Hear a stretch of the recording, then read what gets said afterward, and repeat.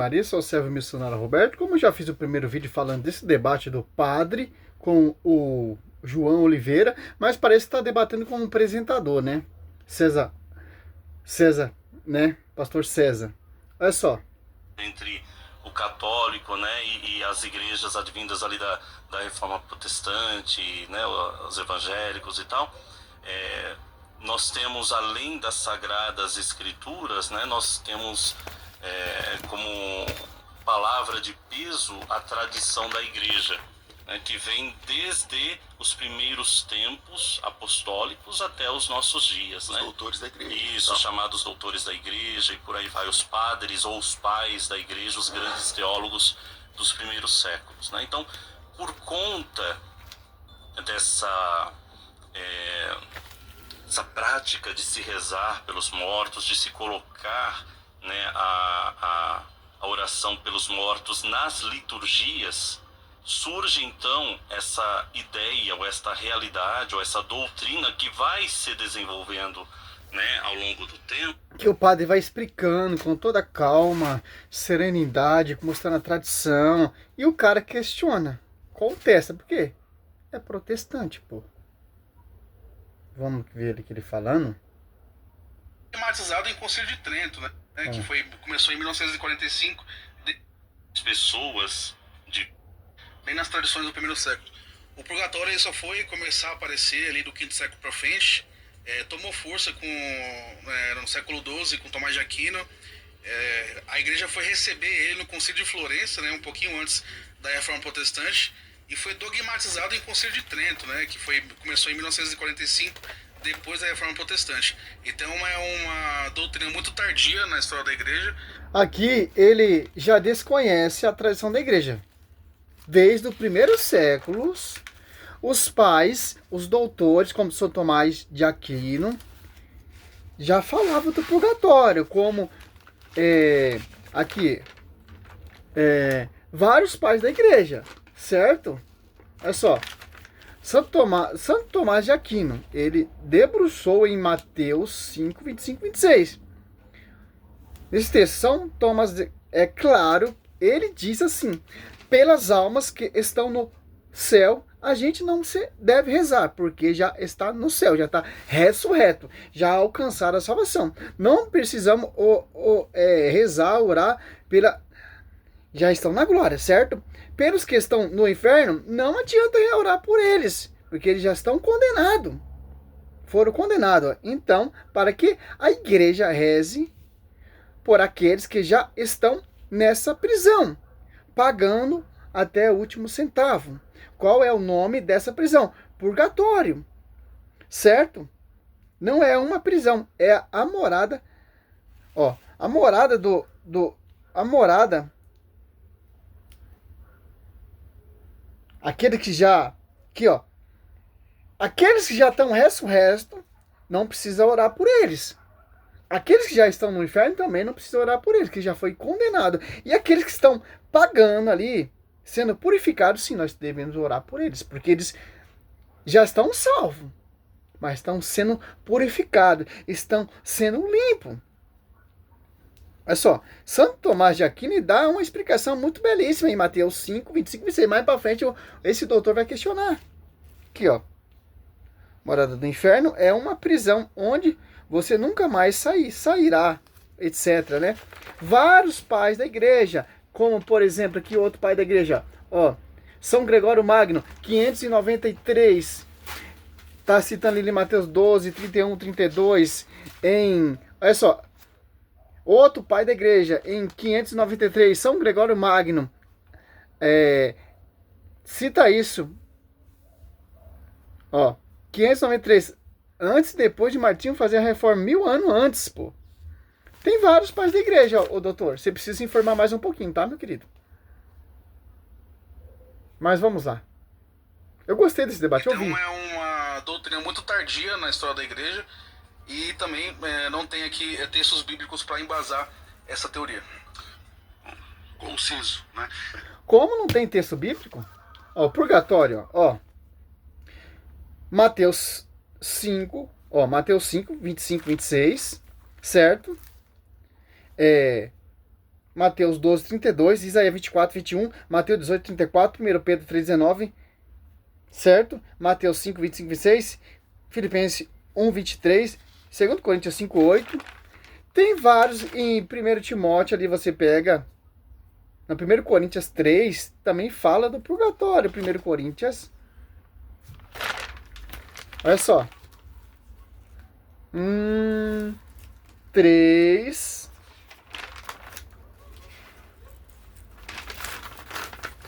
Mateus 18, 34 também fala. 1 Pedro 3, 19 fala.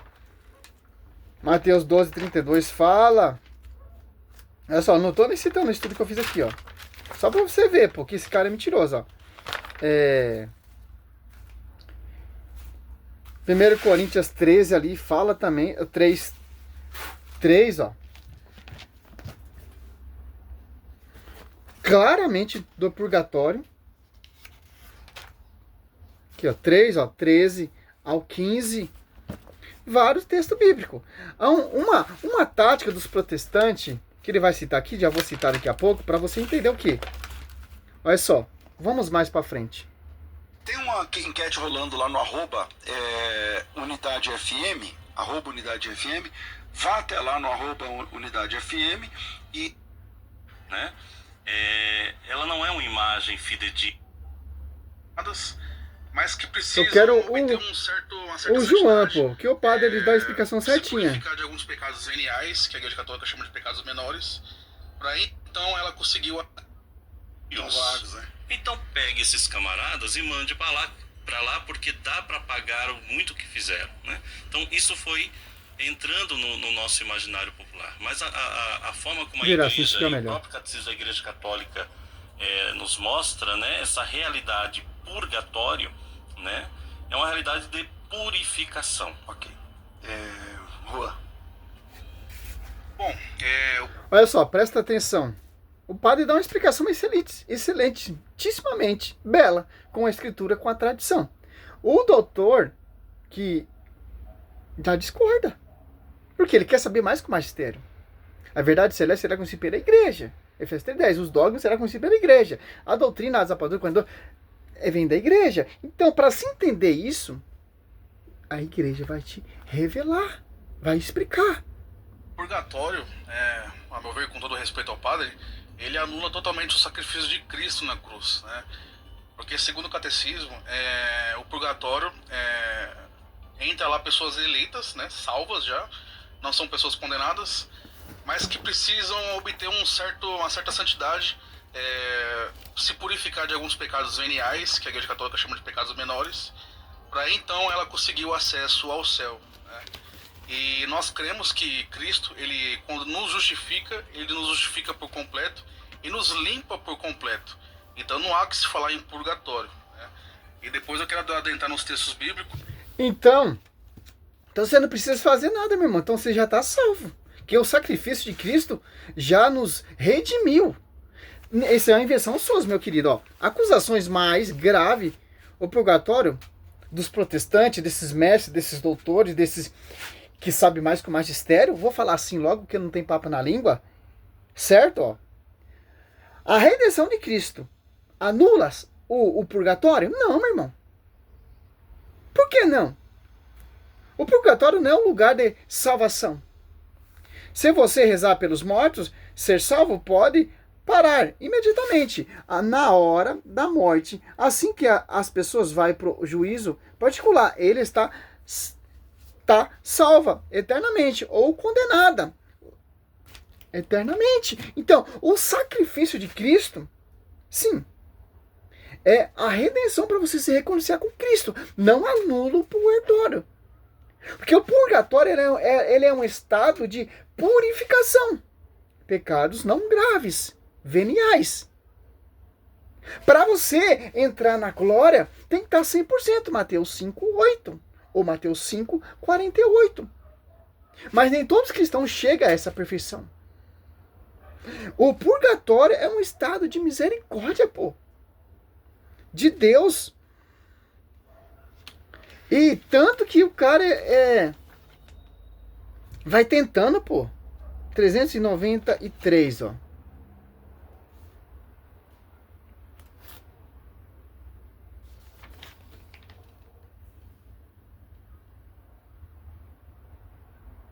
Olha só. O caráter irrevogável de sua opção e não deficiência da infinita misericórdia divina faz com que o pecado dos anjos não possa ser perdoados. Não existe arrependimento para eles depois da queda, como não existe para o homem após a morte. Então, meu irmão, o purgatório ele é só um caminho, a glória. Mas você precisa ser purificado. Ah, mas aonde está isso engajado na Bíblia? Tanto na Bíblia e tanto na tradição. Tantos pais acreditavam, como seu Gregório Magno. Todos os pais. Mas vamos lá. Você está muito conciso, pode adentrar aí. Eu tô muito curioso saber que o pai. Para negar o purgatório, eles falam, mas o sacrifício de Cristo já justifica. E aí? Você vai pecar, não vai? Você não peca todo dia? Ou você anda em santidade? Então já está santo, já está ressurreto, não precisa de ninguém. Vocês não precisam de ninguém, cara. Mas vamos lá ver. O padre ele vai dar uma explicação pro cara que ele fica até sem jeito, fica até quieto e o apresentador toma parte, começa a perguntar. O debate não é com o apresentador, que é protestante também. Então, o debate que é contra dois protestantes. Igual de acordo lá que ele debateu com um padre. Dois protestantes com um padre. A virgindade de Maria perpétua, certo? Ele vai usar de textos bíblicos aqui, né? Então eu passo a bola pro padre fazendo uma pergunta, né? Qual texto bíblico que você embasa o purgatório? Como eu disse, os textos bíblicos que nós embasamos a literatura ou a teologia, né, sobre essa realidade de purgatório são diversos, né? Mas antes, como você citou o Catecismo da Igreja Católica, se vocês me permitem, né, eu gostaria apenas de ler um trecho do Catecismo que fala exatamente, né, essa realidade que você colocou aqui, né? O Catecismo da Igreja Católica vai dizer o seguinte: os que morrem na graça e na amizade de Deus, mas não estão completamente purificados, embora tenham garantida sua salvação eterna, passam, após a sua morte, por uma purificação, a fim de obter a santidade necessária para entrar na alegria do céu. Veja. Olha só. Olha o que o padre está falando, pô. O purgatório ele é um estado de purificação para você contemplar o verbo. Sim, você está salvo, mas você não está 100% apto para estar na presença de Deus. Por isso que esse purgatório é para você, é para te limpar, esse fogo purificador, para você entrar da morada dos santos, dos eleitos, certo? E o cara nega isso, tanto na Bíblia e tanto na tradição e documento da igreja. Aqui nós não anulamos a cruz de Cristo, né? Aqui nós não anulamos o sacrifício de Cristo na cruz. Por quê? Porque a crença católica nos diz que aqueles que passam por esta realidade de purgatório, nós precisamos nos abrir da misericórdia de Deus, homem, ser-lhe-á perdoado. E vai dizer o seguinte: no que concerne a certas faltas leves, deve-se crer que existe antes do juízo um fogo purificador. Ele utiliza uma imagem de São Paulo que nós vamos trabalhar aqui daqui a pouco, né?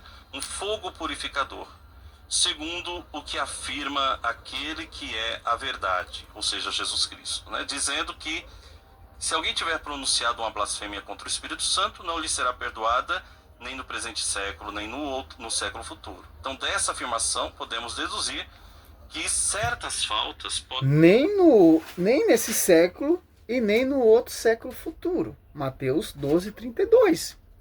Já deixa bem claro, explícito na Escritura. Evidência bíblica. Olha só. E o cara vai negar isso. Mateus. Por quê? Ó, Mateus 5... 8. Bem-aventurados os puros de coração, porque verão a Deus. Só os puros de coração verão a Deus. Então, tem que estar em um estado de perfeição. Mateus 5, 48. Portanto, ser de perfeito. Ó. assim como o vosso Pai Celeste é perfeito. Por isso que Paulo, 2 Coríntios 5, veja a hora de me prender para estar junto do Senhor, porque Paulo já entendia essa graça. Ele chegou a essa perfeição. Hebreus 12, 22, 23. As almas dos justos chegaram à perfeição. Paulo estava num grau de perfeição, de santidade, que ele já sabia quando ele morresse ia estar presente diante de Cristo. E não nem ia passar pelo fogo do purificador. Ia direto, porque foi martirizado. Pedro foi direto. Paulo foi direto. São Estevão foi direto. Os apóstolos foi direto. Chegaram à perfeição, à santidade. Mas ele não vai entender porque é protestante. Podem ser perdoadas no século presente, ao passo que outras no século futuro. Ok, Rua. Eu conheço muito bem esse texto, né? Já imaginava que você iria trazer esse texto. Pois bem, esse texto eu acho uma má interpretação do catecismo quando ele tenta embasar isso no purgatório, porque o texto ele basicamente está falando que nada vai ser perdoado de eternidade a eternidade. Tanto é que a palavra neste século, né, no grego é aion, né, que significa para sempre, uma idade ininterrupta, tempo perpétuo, de eternidade a eternidade. Então é o mesmo que eu disser, eu não vou ser católico hoje, nem amanhã, e nem para sempre. Século 21 significa. Ou seja, Cristo... Pelo amor de Deus, pô. Que papo furado é esse, ô, doutor? Pelo amor de Deus, pô. Já tá saindo da escritura, tá saindo do texto, colocando sua própria interpretação. Ô, século futuro, século vindouro. Futuro, vida futura, pós a morte. Simples, ó. Todo aquele que tiver falado contra o Filho do Homem será perdoado. Se, porém, falar contra o Espírito Santo, não alcançarão perdão nem nesse século, ou século vindouro, ou mundo futuro, ou mundo vindouro. No século vindouro. Futuro. Oh, pelo amor de Deus, pô. E o cara se sente o engravatado, pô. Sabe mais com magistério.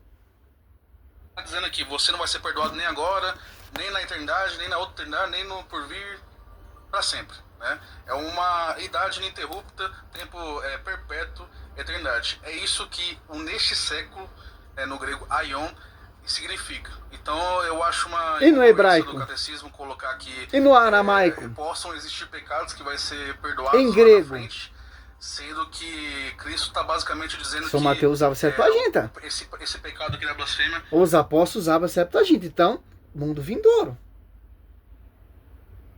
Mas vamos lá, né? jamais será perdoado, nem agora nem depois. Então não tem como ter um perdão após isso, justamente por ter essa palavra grega. Certo. Ó, se blasfemar contra o Espírito Santo, não vai ter perdão. Nem nesse século, nem no século vindouro. Nesse século é atual, é agora. E no século vindouro, depois que você morre. Porque se cometeu um pecado grave, um pecado eterno. E pecado venial não é um pecado que vai te levar à morte, que vai, se você for meditar 1 João 5, 16, 17. Pecado venial. Então, tem perdão no mundo vindouro. Que mundo vindouro é esse? 1 Coríntios 3, 15. O purgatório, que irá te purificar desses ocorridos, dessas faltas, não sendo graves, mas leves. Ô, doutor, você não precisa de purgatório porque você já está... O sacrifício de Cristo já te redimiu, certo? Mas como assim se apartou da igreja? Então você não precisa do sacrifício de Cristo, porque o sacrifício de Cristo foi para fundar a igreja, para você reconciliar com Cristo e receber a esposa do Senhor. Aion Parece é que uma idade ininterrupta. se eu entendi, o que o padre disse é o seguinte, ó, como ele disse... Até o outro doutor entrou no meio. Que é o cara, ele tá colocando as coisas que não tem nada a ver. Olha só. Não vai ser perdoado nem nesse século, nem na vindouro. Ou seja, é verdade, isso que você falou, não tem perdão. Nem aqui nem lá tem perdão. Mas parece que alguns têm. Entendeu? O que ele está dizendo assim, o pecado contra o Espírito... Sim, alguns têm. Não contra o Espírito Santo. Certo, meu querido? Contra o Espírito Santo não tem perdão, nem nesse mundo, ou nessa atualidade agora, e nem no mundo vindouro. E alguns vai ser perdoado, sim, que não blasfemaram contra o Espírito Santo. Simples entender isso. 20 minutos já o vídeo. O Espírito Santo não tem, nem aqui nem lá. Mas o contra o Espírito Santo. Ou seja, outros pecados podem ser que aqui não se resolve, mas lá se resolveria. Talvez seja essa a ideia. Não sei se eu me fiz entender. Não sei se eu me fiz entender. Continua incongruente, porque os demais pecados, não é a blasfêmia do Espírito Santo, que nunca, jamais tem perdão. Olha só, por o doutor tentar negar isso aqui, ele vai usar outros textos gregos, por hebraico, aramaico, para negar essa verdade, pô, que está explícita na escritura, ó. Olha só, 12:32, ó. Todo que tiver falado contra o Filho do Homem será perdoado. Se, porém, falar contra o Espírito Santo, não alcançarão perdão, nem nesse século, ó, nem no século vindouro, ou século futuro. Certo? Para sair do texto, ele usou outra coisa. Perdoados através do arrependimento até a vinda de Cristo. Né? Acontece a ressurreição dos mortos, o arrebatamento. Né? Então, ixi, já tá viajando, pô. Agora, arrependimento no século futuro, que Cristo fala aqui, na eternidade, não tem como ter arrependimento lá. 1 Pedro 3,19. Porque já vai estar na eternidade. Né? Os eleitos já vão estar. Os eleitos que não passaram pelo purgatório, meu querido. Meu, você pode ver que já tá viajando na maionese, pô. Simples entender isso. Usando da eternidade. Então não tem como ter purgatório, por exemplo. Purgatório ele é presente, ele não é futuro. Né? Não tem como existir um purgatório, por exemplo, na eternidade. Tem que ser presente. Ok. Padre. Esse até a vinda de Cristo, ele precisa ser bem compreendido também, né? Porque o até a vinda de Cristo, ele se dá em duas realidades, uma realidade temporal e uma realidade atemporal, né? Então, ele está atribuindo o purgatório aqui, ó. O padre, com toda a humildade dele, está dando um coro. Que é até a ponto do César entrar no meio. Ele está citando aqui em 1 Coríntios, ó.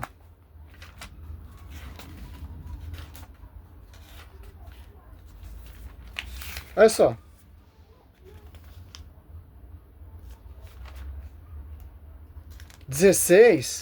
No 15, ó.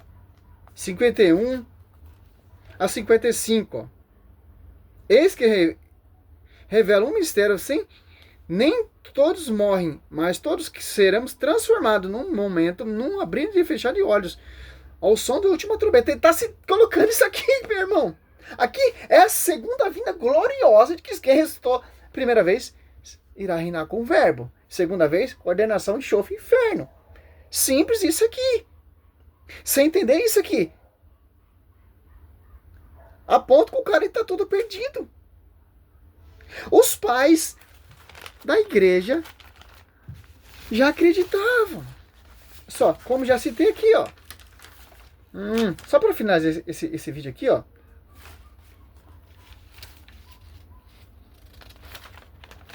Para ele, o sacrifício de Cristo já está amplo, já está perfeito. Você não peca, meu querido? Já anula o purgatório. Tá viajando na maionese, pô. Olha só. Santo Tomás de Aquino fala, degusta sobre esse texto, Mateus 25, 26, certo? Ó. São Gregório Magno, no ano 593, naquele livro chamado Diálogo, que ele escreveu, de Mateus 12, 31, 32. São Gregório Magno foi escrito no ano 593 da era cristã. Explica esse texto, diz que poderia ter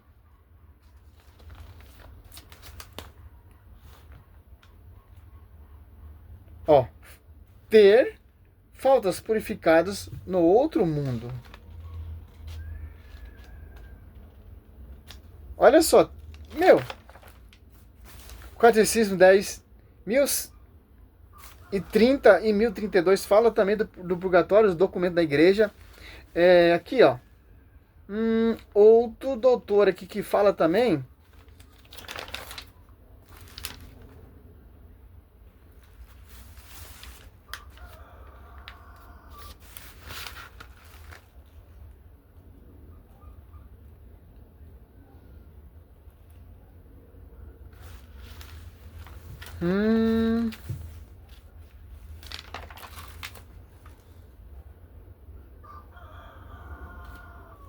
Os pais da igreja, ó.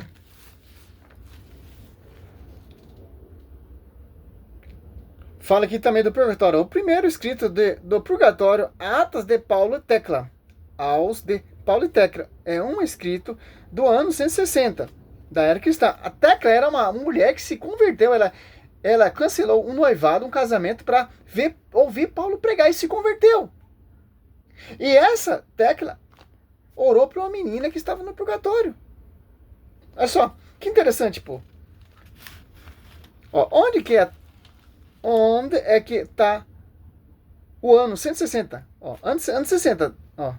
Tecla é uma mulher que se converteu ao ouvir a pregação de São Paulo. Ela se desfez um casamento com um noivo para assistir a São Paulo pregar na evangelização. E no escrito dela vai falar na casa de uma pessoa. Ela vai na casa de uma pessoa, aí tá escrito assim, ó. Após a exibição, Trifena novamente recebeu a sua filha Falconila, que havia morrido. Disse para ela em sonho: mãe, deveria rezar essa estrangeira.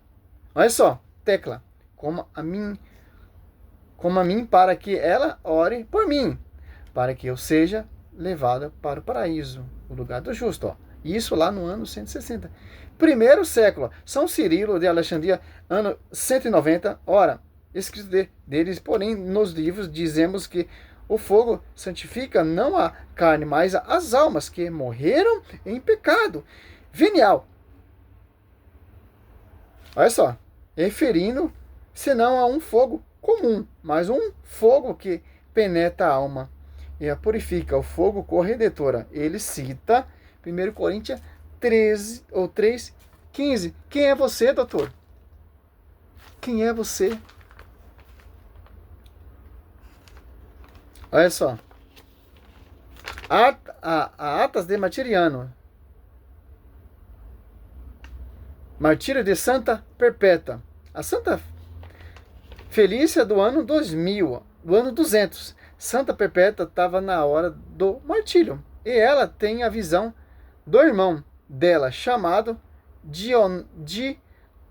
Dinocates, que tinha morrido 7 anos com uma sede terrível e sofrendo muito num campo de prisioneiros. Ela reza por ele e ele oferece o martírio dela. Ela oferece o seu martírio, pô, pela alma do seu irmão que já tinha morrido 7 anos. A dor dela pela salvação dele. E depois ela tem a visão do irmão dele bebendo a água limpa num lugar muito iluminado. É a visão de Dinócrates saindo do purgatório e indo para o céu. Isso lá no ano 200 da era cristã. Aí vem esses pastorzinhos aí, comedor de farinha, farofa, sei lá, pô. Misericórdia, pô. Salve Maria, esse é o segundo vídeo. Glória a Deus, aleluia.